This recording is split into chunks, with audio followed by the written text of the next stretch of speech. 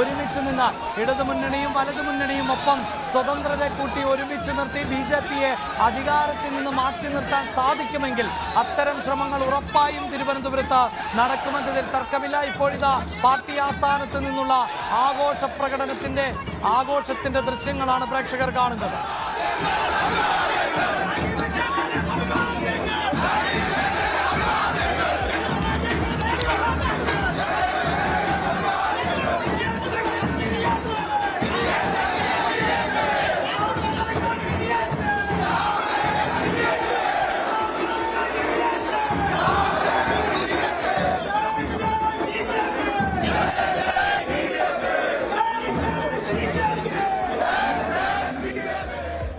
ഇതാണ് BJP ആസ്ഥാനത്തെ കാഴ്ചയെങ്കിൽ BJP ഇതാ 51 എന്ന ആമാന്ത്രിക സംഖ്യയ്ക്ക് തൊട്ടടുത്ത് എത്തി നിൽക്കുന്നു എന്നതാണ്. വലിയ വാഗ്ദാനങ്ങളാണ് തിരുവനന്തപുരത്തിന് നൽകിയത്. ഇത്തവണ പ്രധാനമന്ത്രി നരേന്ദ്രമോദിയെ കൊണ്ടുവരും എന്നതടക്കം സംസ്ഥാന അധ്യക്ഷൻ പറഞ്ഞത് 2036 ഒളിമ്പിക്സിനുള്ള വേദിയാക്കും തിരുവനന്തപുരത്തെ. കേന്ദ്ര സർക്കാരിനോട് അഭ്യർത്ഥിച്ചുകൊണ്ട് തിരുവനന്തപുരത്തെ 2036 ഒളിമ്പിക്സിന്റെ വേദിയാക്കി മാറ്റും. അങ്ങനെ യുവതലമുറയുടെ കായിക സ്വപ്നങ്ങൾ ശക്തിപ്പെടുത്തും. ഇതിനെല്ലാം വേണ്ടിയും തദ്ദേശ തെരഞ്ഞെടുപ്പിൽ NDAക്ക് വോട്ട് ചെയ്യൂ എന്ന് പറഞ്ഞിരുന്നു. ഇനി ഈ 2026 മിഷനിനകത്തും ഇത് ഉൾപ്പെടുത്തി 2030 ഇന്ത്യയിലെ മികച്ച നഗരങ്ങളിൽ ഒന്നാക്കി തിരുവനന്തപുരത്തെ മാറ്റും.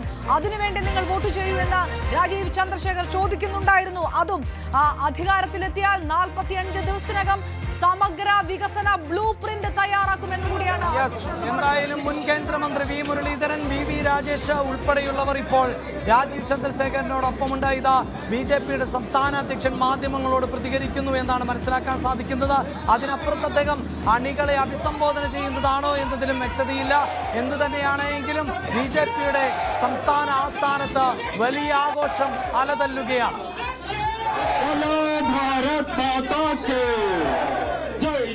BJP, जय जय NDA, जय जय BJP, जय जय NDA, बोलो भारत माता के वंदे वंदे वंदे. പ്രിയപ്പെട്ട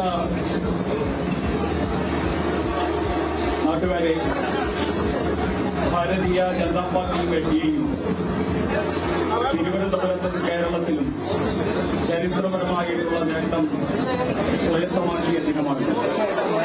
ഈ ദിനത്തിൽ തിരുവനന്തപുരത്ത് 101-ൽ 100-ൽ 50 സീറ്റുകളും വിജയിപ്പിച്ചുകൊണ്ട് അനന്തപത്മനാഭന്റെ താമരയെ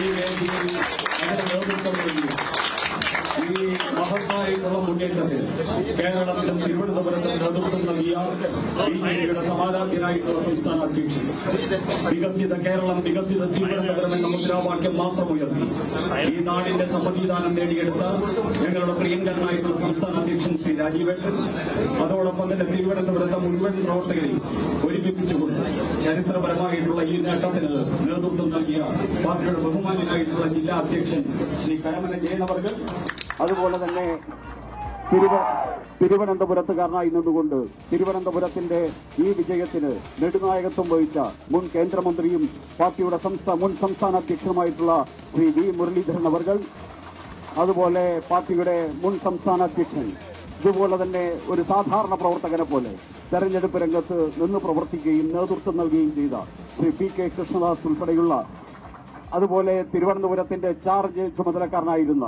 പാർട്ടിയുടെ ബഹുമാന്യനായിട്ടുള്ള സംസ്ഥാന ഉപാധ്യക്ഷൻ ശ്രീ KS സോമൻ തിരുവനന്തപുരത്തിന്റെ ചുമതലക്കാരനായിരുന്നു. അദ്ദേഹം ഉൾപ്പെടെയുള്ള ഇവിടെ സന്നിഹിതരായിരിക്കുന്ന പാർട്ടിയുടെ സംസ്ഥാന ജനറൽ സെക്രട്ടറി, ഇവിടെ പാർട്ടിയുടെ നരേറ്റീവും അതോടൊപ്പം തന്നെ പ്രവർത്തനത്തിനുമൊക്കെ നേതൃത്വം നൽകിയ ശ്രീ അനൂപ് ആന്റണി ഉൾപ്പെടെയുള്ള ശ്രീ G കൃഷ്ണകുമാർ, ശ്രീ VV രാജേഷ് ഉൾപ്പെടെയുള്ള പാർട്ടിയുടെ ശിവസേനയുടെ സംസ്ഥാന അധ്യക്ഷൻ ശ്രീ പേരൂക്കട ഹരികുമാർ ഉൾപ്പെടെയുള്ള പാർട്ടിയുടെ മുഴുവൻ നേതാക്കന്മാരും ഈ വേദിയിൽ സന്നിഹിതരാണ്. ഈ വിജയാഘോഷത്തിന് നേതൃത്വം നൽകാനായിട്ട് പാർട്ടിയുടെ സമാരാധ്യനായിട്ടുള്ള സംസ്ഥാന അധ്യക്ഷൻ ശ്രീ രാജീവ് ചന്ദ്രശേഖറിനെ ക്ഷണിക്കുകയാണ്. എല്ലാവർക്കും എന്റെ വിനീതമായ നമസ്കാരം. കേരളത്തിന്റെ രാഷ്ട്രീയ ചരിത്രത്തിൽ BJP NDAക്ക് കിട്ടിയ ഒരു വലിയൊരു മുന്നേറ്റം ആണ് നമ്മൾ ഇന്ന് കാണുന്നത്. അതിനുവേണ്ടി ഞാൻ പാർട്ടിയുടെ പേരിലും എല്ലാവരുടെ പേരിൽ വോട്ടർമാർക്ക് എല്ലാവർക്കും നന്ദി പറയുന്നു.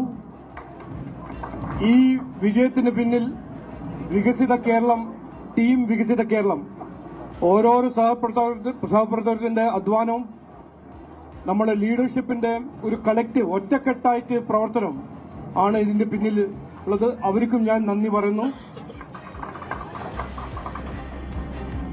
ബിജെപി NDA മുമ്പോട്ട് വെച്ച വികസിത കേരളം ജനങ്ങൾ സ്വീകരിച്ചു. അതിന്റെ ഒരു റിസൾട്ടാണ് നമ്മൾ ഇന്ന് കാണുന്നത്. തിരുവനന്തപുരം കോർപ്പറേഷൻ, മുനിസിപ്പാലിറ്റീസ്, എത്രയോ ഗ്രാമപഞ്ചായത്ത് മുനിസിപ്പാലിറ്റീസിൽ നമ്മളുടെ ഒരു മുന്നേറ്റം, നമ്മളുടെ ഒരു ചാട്ടം, ഈ റിസൾട്ട് നമ്മളെല്ലാവരും കാണുന്നുണ്ട്. ഇനി ഈ ഒരു അനാലിസിസ് എല്ലാം കഴിഞ്ഞ് നമ്മൾ കൃത്യമായി നമുക്ക് കാണാൻ കഴിയും, ഒരു 20% മേലെ നമുക്ക് വോട്ട് കിട്ടിയിട്ടുണ്ട്. എത്രയോ ഗ്രാമപഞ്ചായത്തും ലോക്കൽ ബോഡിയിൽ നമ്മൾ ഒപ്പോസിഷനും അല്ലെങ്കിൽ നമ്മൾ ഭരിക്കുന്ന ഒരു സ്ഥിതിയിലാണ് BJP NDA എന്ന് ജനങ്ങൾ തീരുമാനിച്ചു. അപ്പോൾ ഇത് വികസിത കേരളം, വികസനം എന്ന കാഴ്ചപ്പാട് മുമ്പോട്ട് വെച്ച BJP NDA ജനങ്ങൾ സ്വീകരിക്കുന്നു. അതാണ് ഇതിന്റെ ഏറ്റവും പ്രധാനപ്പെട്ട ഒരു മെസ്സേജ്. പിന്നെ രണ്ടാമതൊരു പൊളിറ്റിക്കൽ മെസ്സേജ്, രാഷ്ട്രീയ മെസ്സേജ്. ആർക്കൊരു സംശയമില്ല, LDF ഭരിച്ച 10 കൊല്ലം ഭരിച്ച LDFന്റെ പരാജയമാണെന്ന്. അവരുടെ അഴിമതി, അവര് ശബരിമലയെ ചെയ്ത ദ്രോഹം, അവരെ എത്രയോ അനാസ്ഥയും കുറ്റകരമായ അനാസ്ഥയും അവരുടെ കഴിവില്ലായ്മയും, അതിന്റെ ഒരു മറുപടിയാണ് ഇന്ന് ജനങ്ങൾ തന്നിരിക്കുന്നത്. ഇനി ആ LDFന്റെ കാലങ്ങളെല്ലാം കഴിഞ്ഞു. കോൺഗ്രസിന് കിട്ടിയ ഒരു മുന്നേറ്റം അത് കറക്റ്റാണ്. അവർക്ക് നല്ലൊരു ആന്റി ഇൻകംബൻസി വോട്ട് അവർക്ക് കിട്ടിയിട്ടുണ്ട്. പക്ഷേ ഞാൻ കൃത്യമായി പറയാൻ ആഗ്രഹിക്കുന്നത് അതൊരു ടെമ്പററി ഫിനോമിനനാണ്. ഇനി വരാൻ പോകുന്ന അസംബ്ലി ഇലക്ഷനിൽ ആരാണ് വികസനം ചെയ്യാൻ പോകുന്നത്, ആരാണ് ജനങ്ങൾക്ക് വേണ്ടി പ്രവർത്തിക്കാൻ പോകുന്നത്, അത് ജനങ്ങൾ തീരുമാനിക്കും. അപ്പോൾ ഞങ്ങൾക്ക് 100% കോൺഫിഡൻസ് ഉണ്ട്. ഇനി വരാൻ പോകുന്ന 5-6 മാസം അസംബ്ലി ഇലക്ഷന്റെ കാലമാണ്. നമ്മൾ ഇവിടെ വികസന സന്ദേശം, വികസിത കേരളത്തിന്റെ ഈ കാഴ്ചപ്പാട് മുമ്പോട്ട് വെച്ച് കോൺഗ്രസിന് ഇന്ന് ലഭിച്ച ഒരു ഫലം ഒരു ടെമ്പററി ഫലമാണെന്ന് പറയാൻ ഞാൻ ആഗ്രഹിക്കുന്നു. ഇനി മാറ്റം ജനങ്ങൾ തീരുമാനിച്ചു. മാറാത്തത് ഇനി മാറുമെന്ന് ഞങ്ങൾ മുമ്പോട്ട് വെച്ചപ്പോൾ ഇത് ജനങ്ങൾ തീരുമാനിച്ചു. തിരുവനന്തപുരത്തിലും മാറ്റം കൊണ്ടുവന്നു. ഇനി വരാൻ പോകുന്ന അസംബ്ലി ഇലക്ഷനിൽ ഈ നല്ല മാറ്റം ജനങ്ങൾ ആവശ്യപ്പെടുന്നു. അത് ഞങ്ങൾ അതിനുവേണ്ടി പ്രവർത്തിക്കും എന്ന് പറഞ്ഞ് വാക്ക് ചുരുക്കുന്നു. എല്ലാവർക്കും നമസ്കാരം, നന്ദി, ജയ് ഹിന്ദ്. നമ്മുടെ ഈ ആഘോഷം രാജീവ് ചന്ദ്രശേഖരന്റെ വാക്കുകൾ ആണ് നമ്മൾ കേട്ടത്. തലസ്ഥാനത്ത് ഭരണം ഉറപ്പിക്കുന്നു എന്ന് തന്നെയാണ് ആ വാക്കുകളിൽ നിന്ന് പ്രകടമാകുന്നത്. 10 വർഷത്തെ ഭരണത്തിനേറ്റ തിരിച്ചടിയാണ്. UDFന്റെ വിജയത്തെ അംഗീകരിക്കുന്നുവെന്ന് പറയുമ്പോൾ പോലും അത് ഇപ്പോൾ താൽക്കാലികമായ നേട്ടം മാത്രമായി കണക്കാക്കിയാൽ മതിയെന്നും ആധികാരികമായ വളർച്ച BJPക്കാണ് എന്നും BJP വരുന്ന നാളുകളിൽ ഇതാ ഇപ്പോൾ ശ്രീലേഖ EPS വിജയക്കൊടി പാറിക്കുന്നു BJPയുടേത് എന്നുള്ളതാണ്. നേരത്തെ ഒരു ഘട്ടത്തിൽ പിന്നിൽ പോയ ശ്രീലേഖ EPS പിന്നീട് മുന്നിലെത്തുകയും അങ്ങനെ വിജയിക്കുകയുമായിരുന്നു. ഇപ്പോഴിതാ BJP ആസ്ഥാനത്ത് വലിയ ആഘോഷം കാണാൻ സാധിക്കുന്നു. അതിന്റെ ഭാഗമാകുന്നു സംസ്ഥാനത്തെ മുൻ ഉന്നത പോലീസ് ഉദ്യോഗസ്ഥ എന്നതുകൂടിയാണ് നമ്മൾ ഈ ദൃശ്യങ്ങളിൽ കാണുന്നത്. നൃത്തം വെച്ചുകൊണ്ടുള്ള ആഹ്ലാദ പ്രകടനം കൂടിയാണ് മാരാർജി ഭവന്റെ മുന്നിൽ നിന്ന് കാണുന്നത്.